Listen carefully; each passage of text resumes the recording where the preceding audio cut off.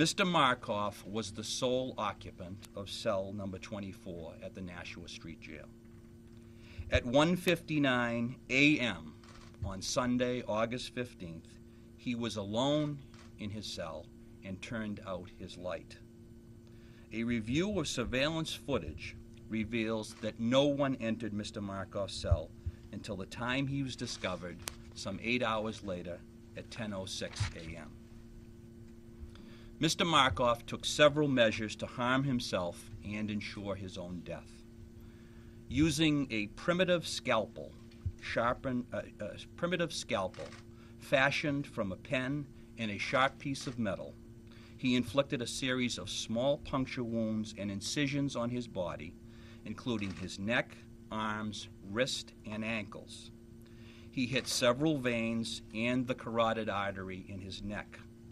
All of these wounds are consistent with suicide.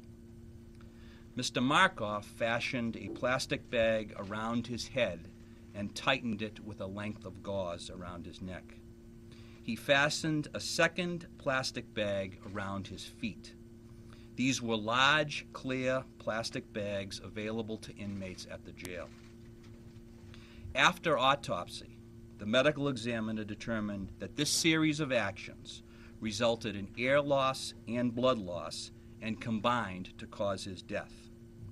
We are currently awaiting toxicology reports to determine what medications, if any, were in his system and whether they contributed to his death.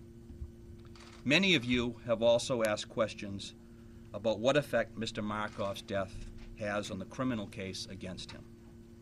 His death effectively terminates our pending prosecution.